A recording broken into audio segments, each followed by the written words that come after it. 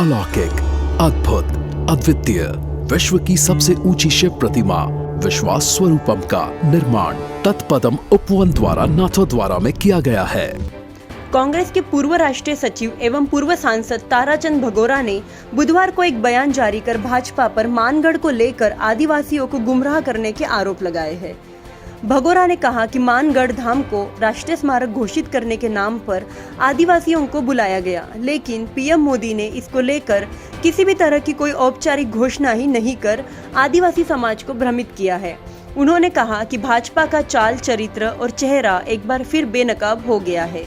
आस्था के प्रमुख केंद्र और आदिवासियों की शहादत स्थली मानगढ़ धाम पर प्रधानमंत्री नरेंद्र मोदी के कार्यक्रम के जरिए भाजपा गुजरात, राजस्थान और मध्य प्रदेश में आने वाले साल में होने वाले चुनाव को लेकर आदिवासी वोटरों को साधने के प्रयास में थी। पीएम मोदी के आने से पूर्व ही भाजपा के वरिष्ठ नेताओं ने मानगढ़ को राष्ट्रीय स्मारक घोषित किए जाने के दावे किए, लेकिन इनके दावों की पोल आखिरकार खुल गई। धाम को राष्ट्रीय स्मारक घोषित नहीं कर प्रधानमंत्री ने लाखों आदिवासियों की आस्था के साथ खिलवाड़ किया है।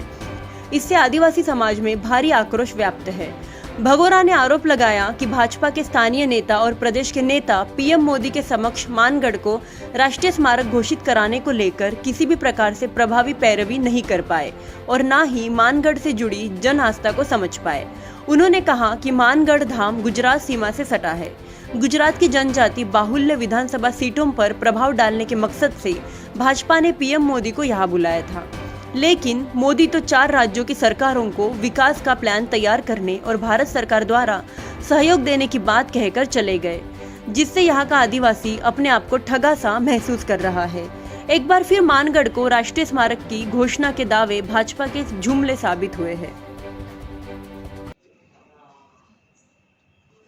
देश के प्रधानमंत्री नरेंद्र मोदी जी ने राजस्थान के दक्षिणांचल में और ख़ास करके मानगढ़ धाम, जो विश्व प्रसिद्ध धाम है, जहाँ आदिवासियों ने 15 से ऊपर लोगों ने आज़ादी के जंग में अपने आप को शहादत दी थी, उस भूमि को यहाँ के भाजपा के नेता लंबे अरसे से मोदी जी का नाम लेके और भाजपा का नाम लेके और कह रहे कि आदिवासियों का विकास देश और दुनिया में भाजपा ने किया, काफ़ी ढिंढोरा पीटते नजर आए और ऐसा लग रहा था कि यहाँ मोदी जी के वागड़ की धरा पे पैर पड़ते ही जो भाजपा ने रेल परियोजना बंद की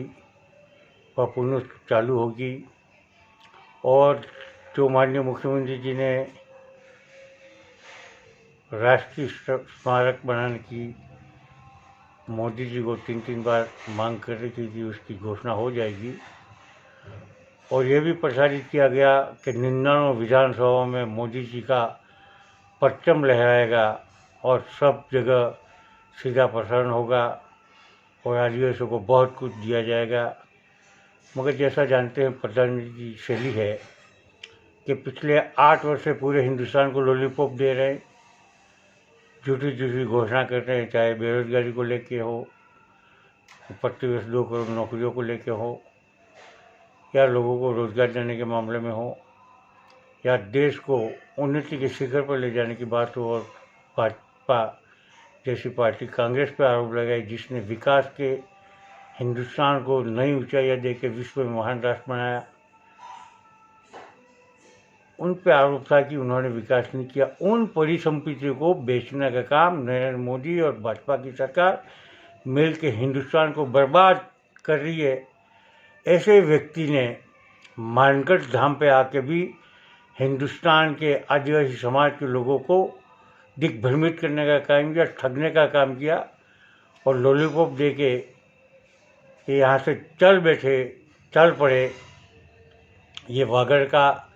और देश के आदिवासियों का बहुत बड़ा अपमान किया।